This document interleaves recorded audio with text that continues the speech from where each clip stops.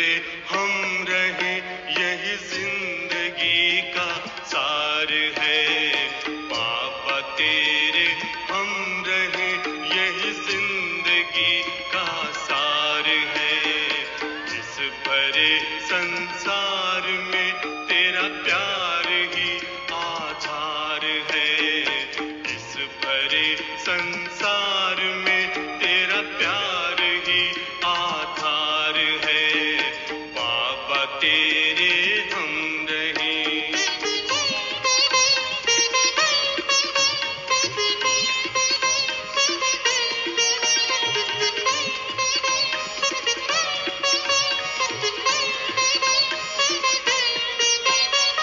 प्राणों में बस तू है बाबा और न दूजा कोई। प्राणों में बस तू है बाबा और न दूजा कोई। स्वर जो तुमने दे दिया है, कानों में गूंजा वही। स्वर जो तुमने दे दिया है, कानों में गूंजा वही। कानों में गूंजा वही। बाबा तू ही एक जिस पर बच्चों का अधिकार है। बाबा तू ही एक जिस पर बच्चों का अधिकार है। बाबा तेरे हम रहे।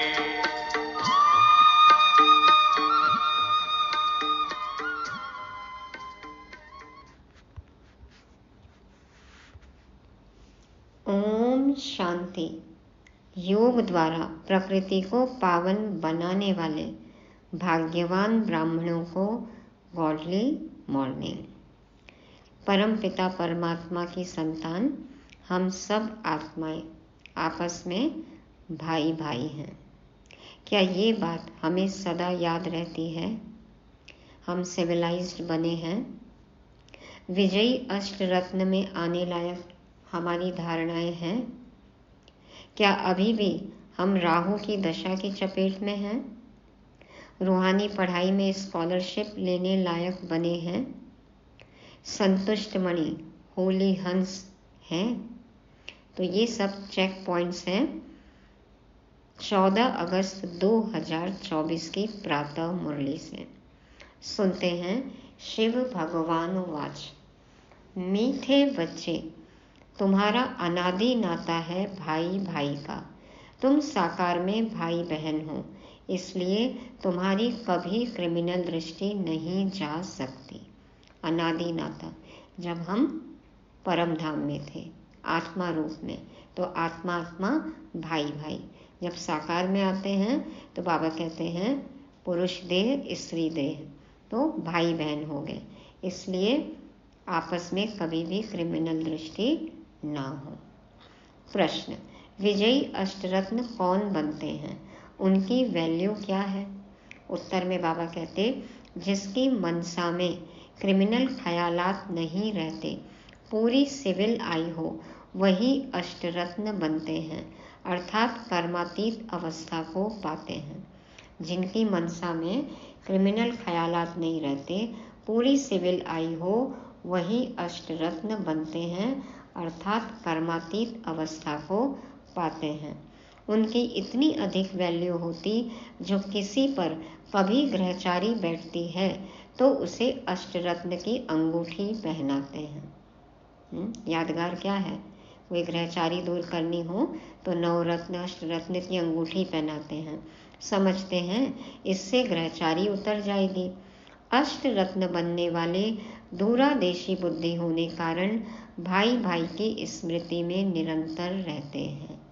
दूरादेशी बुद्धियाँ दूर देश में ही बुद्धि रहे और सभी को बेहद में अपना परिवार समझें, आत्मा आत्मा समझें, भाई भाई की स्मृति में रहें। तो बाबा कहते हैं ऐसी आत्माएं हैं अष्टरत्न में आने की प्रारब्ध पाते हैं। तो जिनकी मनसा में क्रिमिनल ख्यालात नहीं रहते, जो सदा आत्मिक स्थिति में रहते हैं और औरों को भी आत्मा ही देखते हैं, और कोई भी आत्मा पर जो भी ग्रहचारी है तो वो उन्हें अपनी शक्ति से, अपने सहयोग से, अपने स्नेह से वो भी दूर करते हैं। वर्तमान में भी उन्हें भी शक्तिशाली बनाते हैं।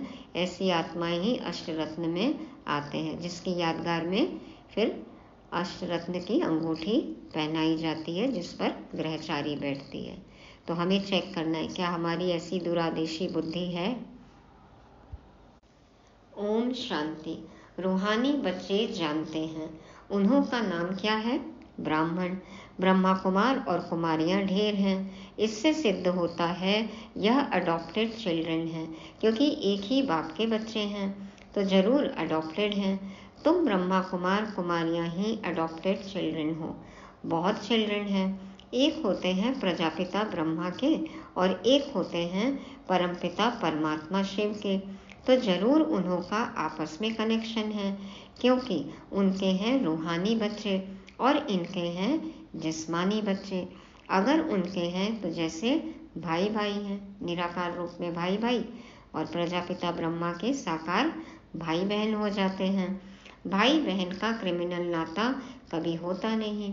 तुम्हारे लिए भी आवाज होता है ना कि यह सबको भाई बहन बनाती हैं, जिससे शुद्ध नाता रहे, क्रिमिनल दृष्टि न जाए। दुनिया वाले भी कहते हैं ना, ये ब्रह्मा कुमारियों के पास नहीं जाना, ये भाई बहन बना देती हैं। हाँ, तो भाई भाई बना देती हैं। बाबा कहते हैं क्रिमिनल दृष्टि न जाए। सिर्फ इस जन्म के लिए यह दृष्टि पड़ जाने से फिर भविष्य कभी क्रिमिनल दृष्टि नहीं पड़ेगी। अभी दृष्टि सुधर गई, सिविलाइज्ड बन गए, तो 21 जन्मों तक बाबा कहते हैं क्रिमिनल दृष्टि नहीं होगी। ऐसे नहीं कि वहाँ बहन भाई समझते हैं, वहाँ तो जैसे महाराजा महारानी होते हैं वैसे ही होते हैं। भाई बहन तो नहीं समझेंगे, लेकिन विकार नहीं होगा ना। महाराजा महारानी होंगे, प्रवृत्ति मार्ग होगा, लेकिन विकारी नहीं होंगे।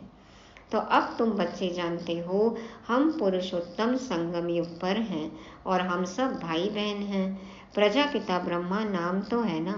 प्रजापिता ब्रह्मा कब हुआ था यह दुनिया को पता नहीं है। तुम यहाँ बैठे हो, जानते हो हम पुरुषोत्तम संगम युगी बीके हैं। अभी इसे धर्म नहीं कहेंगे, यह कुल की स्थापना हो रही है। तुम ब्राह्मण कुल के हो।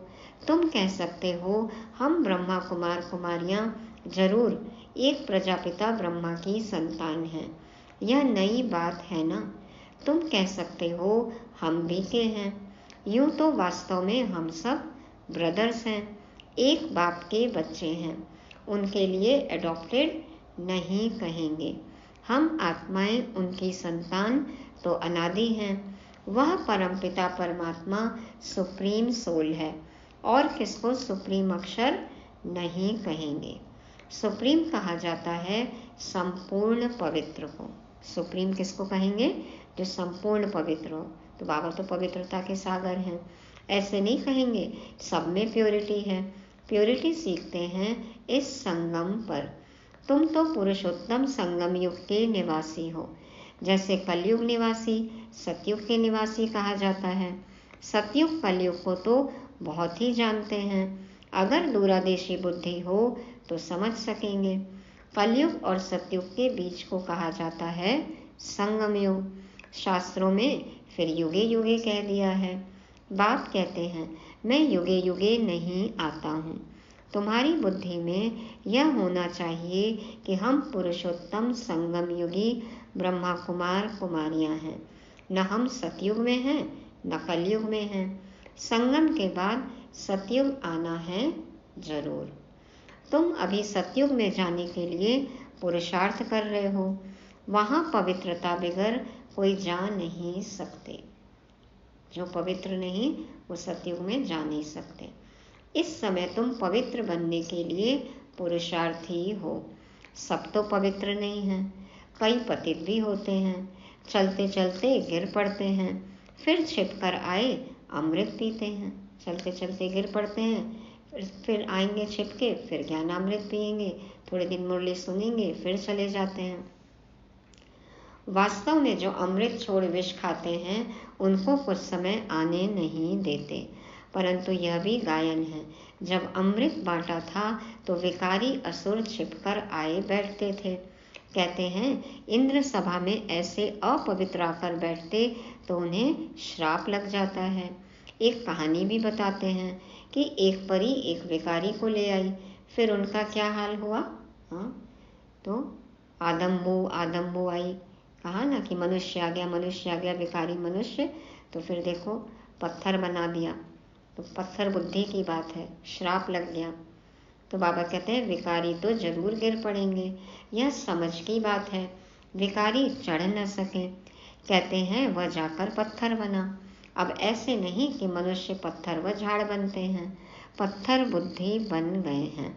यहाँ आते हैं पारस बुद्धि बनने के लिए, परंतु छिप कर विष पीते हैं तो सिद्ध होता है पत्थर बुद्धि ही रहेंगे।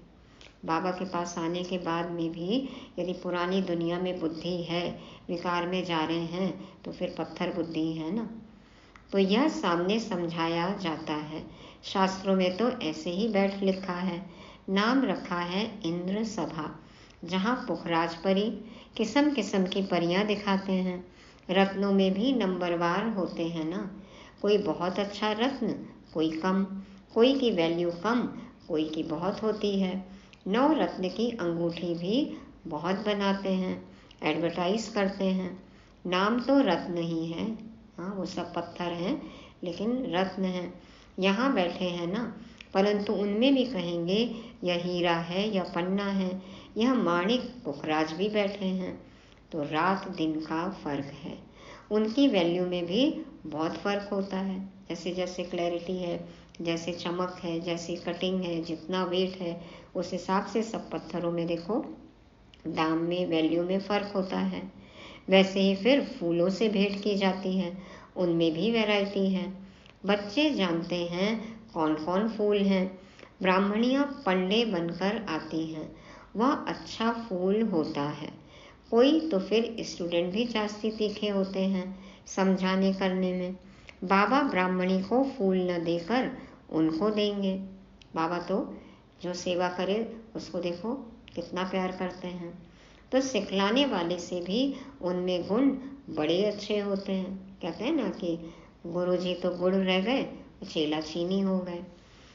तो बाबा कहते हैं सिखलाने वाले से भी उनमें गुण बड़े अच्छे होते हैं। मम्मा देखो कितना आगे निकल गई। कोई भी विकार नहीं होता, कोई कोई में अवगुण होते हैं, क्रोध का भूत, लोभ का भूत, मोह का भूत। तो बाप जानते हैं यह फेवरेट पंडा है, मनपसंद, यह सेकंड नंबर है। नंबर 1, 2, 3 तो बाबा जानते हैं। कोई कोई पंडा इतना फेवरेट नहीं होता जितना जिज्ञासु, जिनको ले आते हैं वह फेवरेट होते हैं, आगे बढ़ जाते हैं सीखने वाले। ऐसे भी होते हैं सिखलाने वाले माया के चंबे में आकर विकार में चले जाते हैं। हाँ, कई देखो टीचर हैं, कई ब्राह्मणियाँ हैं। बाबा के जो पुराने बच्चे हैं जो दूसरों को ज्ञान देते सिखाते, वही गिर पड़ते हैं, माया के अधीन हो जाते हैं। ऐसे भी होते हैं सिखलाने वाले माया के चंबे में आकर विकार में चले जाते हैं। ऐसे हैं बहुतों को डूबन से निकालते और खुद फंस मरते हैं। औरों को तो बचा लिया लेकिन खुद डूब गए। माया बड़ी जबरदस्त है, बच्चे भी समझते हैं। क्रिमिनल आई बहुत धोखा देती है। जब तक क्रिमिनल आई है तो भाई बहन का जो डायरेक्शन मिला है वह भी नहीं चल सकता। विकारी ख्यालात है तो फिर भाई बहन भी नहीं मानेंगे आपस में। सिविल आई बदलकर क्रिमिनल आई बन जाती है। जब क्रिमिनल आई टूटकर पक्की सिविल आई बन जाती है तो उसको कहा जाता है कर्मातीत अवस्था। अब चेक करें हम, क्या हम खुद को आत्मा समझते हैं और सबको आत्मा देखते हैं?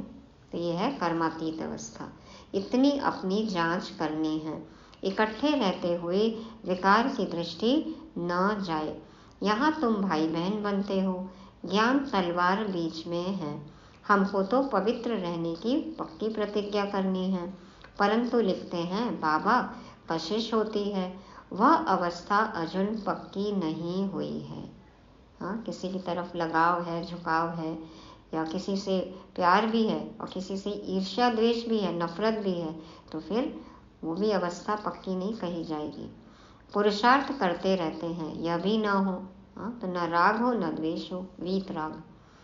एकदम सिविलाइज जब बन जाएं तब ही विजय पा सकते हैं। अवस्था ऐसी चाहिए जो कोई विकारी संकल्प भी न उठे। इसको ही कर्मातीत अवस्था कहा जाता है। मंजिल है, इस मंजिल पर पहुंचना है। कितनी दूर है मंजिल अभी? कहते हैं ना दिल्ली दूर है मंजिल हमारे लिए। कितनी वंडरफुल माला बनती है। 8 रत्न की भी माला होती है। बच्चे तो ढेर के ढेर हैं। सूर्यवंशी चंद्रवंशी घराना यहाँ स्थापन होता है। उन सबको मिलाकर फुल पास स्कॉलरशिप लेने वाले 8 रत्न निकलते हैं। बीच में फिर उन्हों को रत्न बनाने वाला हीरा शिव डालते हैं, जिसने ऐसे रत्न बनाए। हीरा और फिर अष्टरत्न, तो 9 रत्न।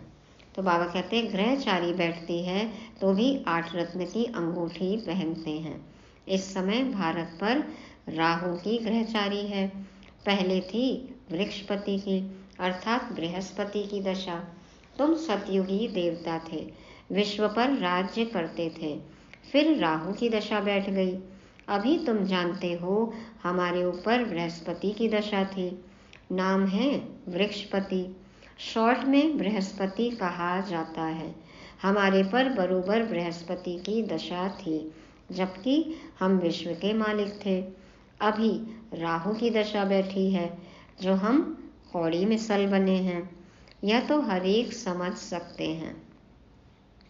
चेक करो हमारे ऊपर कौन सी दशा है। पूछने की भी बात नहीं है। बाबा कहते हैं अपने आप समझ सकते हैं, पूछने की बात नहीं है। गुरुओं आदि से पूछते हैं इस इम्तिहान में पास होंगे। यहाँ भी बाबा से पूछते हैं हम पास होंगे। कहता हूँ अगर ऐसे पुरुषार्थ से चलते रहे तो क्यों नहीं पास होंगे। परंतु माया बड़ी प्रबल है। तीव्र पुरुषार्थ करेंगे तो पास हो जाएंगे, चींटी की चाल चलेंगे तो कैसे मंजिल पर पहुंचेंगे। तो बाबा कहते हैं माया बड़ी प्रबल है, तूफान में ला देगी।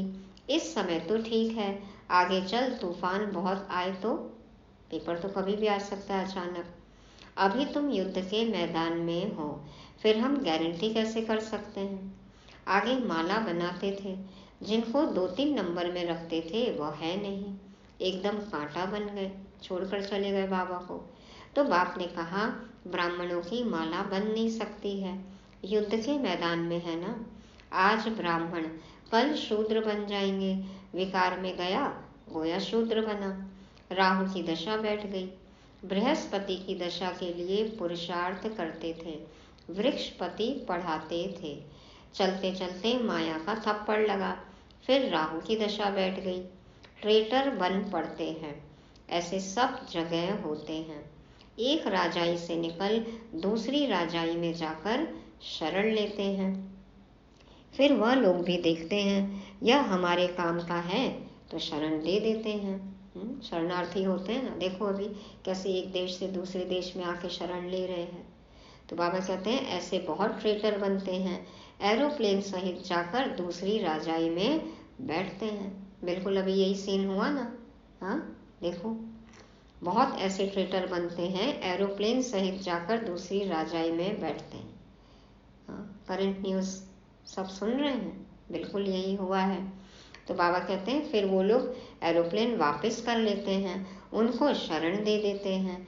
एरोप्लेन को थोड़े ही शरण लेते, वह तो उनकी प्रॉपर्टी है ना, उनकी चीज़ उनको वापस कर देते हैं। बाकी मनुष्य को शरण देते हैं, है ना। बांग्लादेश का किस्सा मालूम है ना, अभी कैसे एरोप्लेन आया, सिर्फ 45 मिनट का टाइम था और देखो कैसे शरण दिया और कैसे प्लेन चला गया वापस। जैसे कि मुरली बिल्कुल बाबा अभी चला रहे। ये मुरली है साकार मुरली, ये है बाबा का कमाल, ये है बाबा और बाबा की मुरली। अभी तुम बच्चे शरण आए हो बाप के पास, कहते हो हमारी लाज रखो। द्रौपदी ने पुकारा कि हमको यह नगन करते हैं, पतित होने से बचाओ। सतयुग में कभी नगन नहीं होते, उनको तो कहते ही हैं संपूर्ण निर्विकारी। छोटे बच्चे तो होते ही हैं निर्विकारी, या गृहस्थ व्यवहार में रहते संपूर्ण निर्विकारी रहते हैं। भल स्त्री पुरुष साथ रहते हैं तो भी निर्विकारी रहते हैं।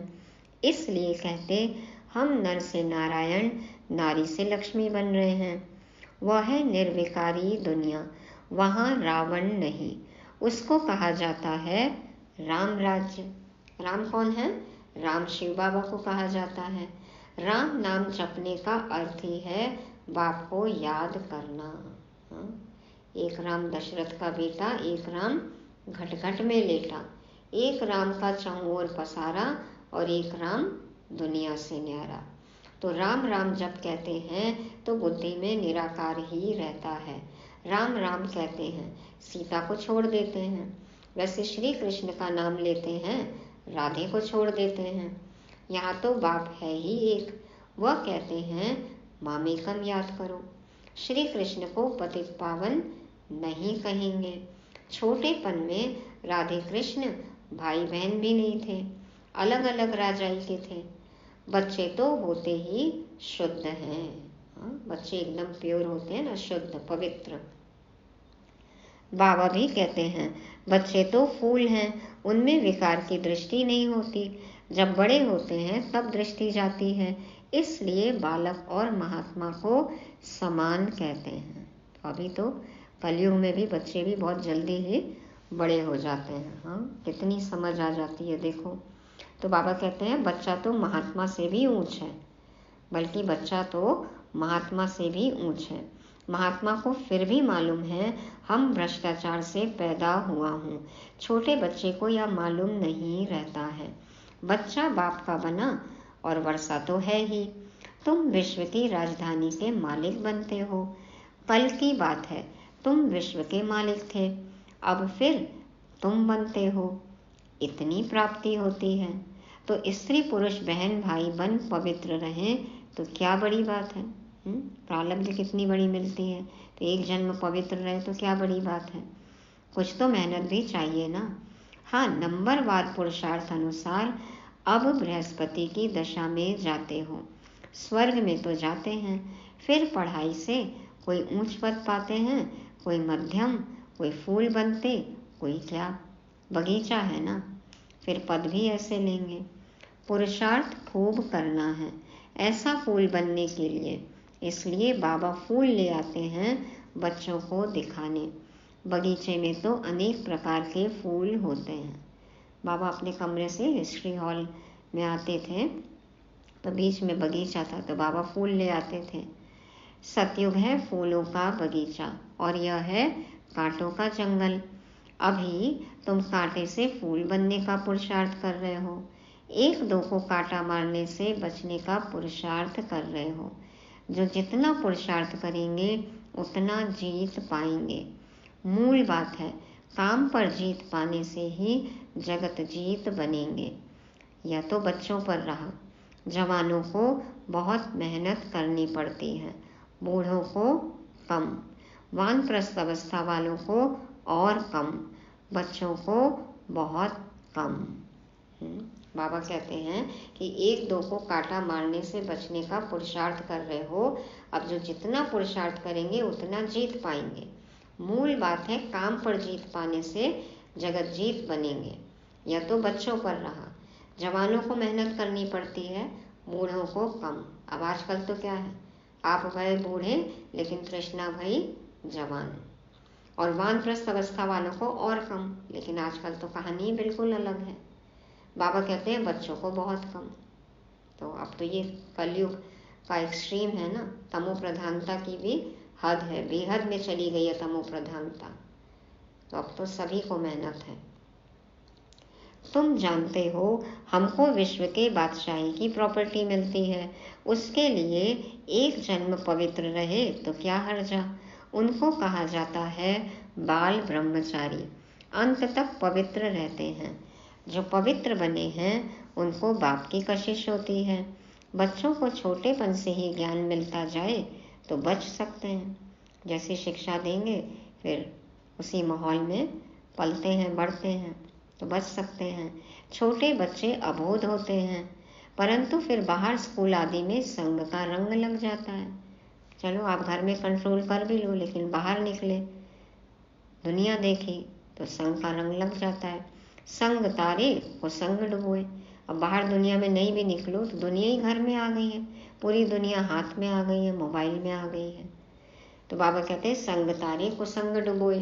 बाप कहते हैं हम तुमको पार ले जाते हैं शिवालय में। सतयुग है बिल्कुल नई दुनिया। बहुत थोड़े मनुष्य रहते हैं, फिर वृद्धि को पाते हैं। वहाँ तो बहुत थोड़े देवताएं रहते हैं। तो नई दुनिया में जाने का पुरुषार्थ करना है। बिना पुरुषार्थ के प्रारब्ध नहीं मिल सकती। अच्छा, मीठे मीठे सिकी लदे बच्चों प्रति माता पिता बाप दादा का याद प्यार और गुड मॉर्निंग। रूहानी बाप की रूहानी बच्चों को नमस्ते। हम रूहानी बच्चों की रूहानी बाप दादा को याद प्यार गुड मॉर्निंग और नमस्ते। शुक्रिया बाबा, शुक्रिया। धारणा के लिए मुख्य सार। पहला पॉइंट, बाप का मनपसंद बनने के लिए गुणवान बनना है। अच्छे अच्छे गुण धारण कर फूल बनना है। अवगुण निकाल देने हैं। किसी को भी कांटा नहीं लगाना है।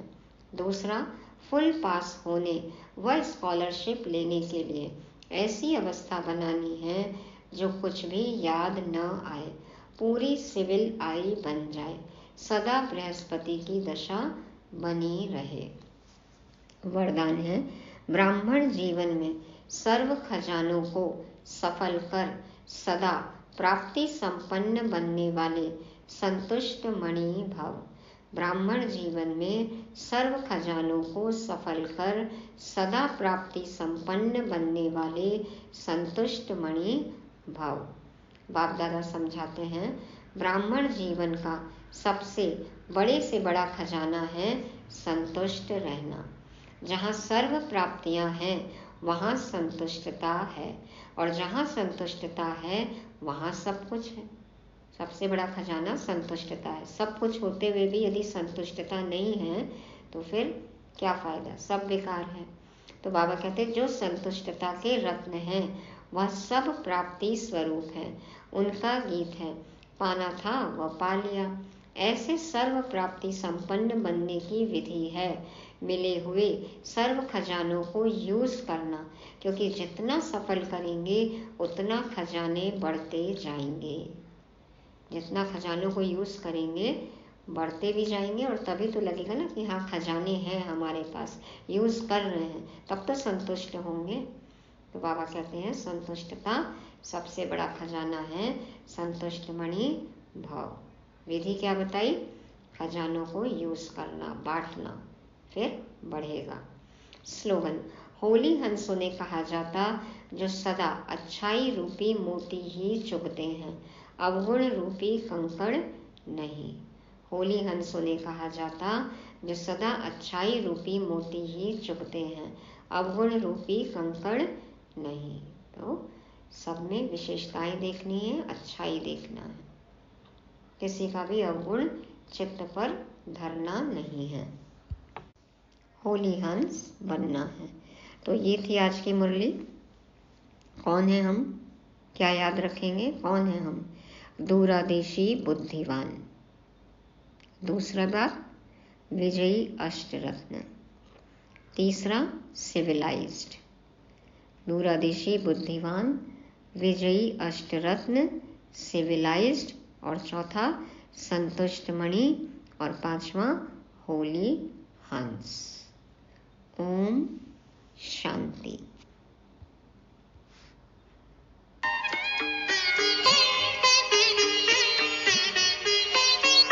हमने ढूंढा आप जैसा बाबा, कोई ना मिला। हमने ढूंढा आप जैसा बाबा, कोई ना मिला। जिसको अपना कह सके ऐसा हितैषी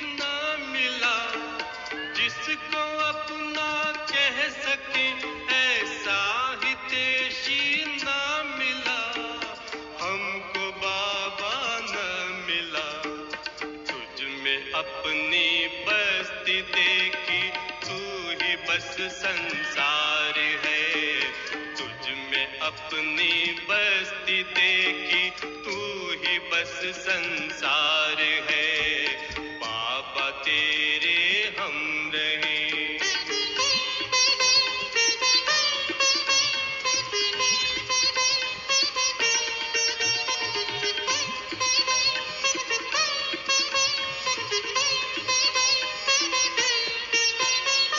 अपना प्यारा करके हमको जग से न्यारा कर दिया।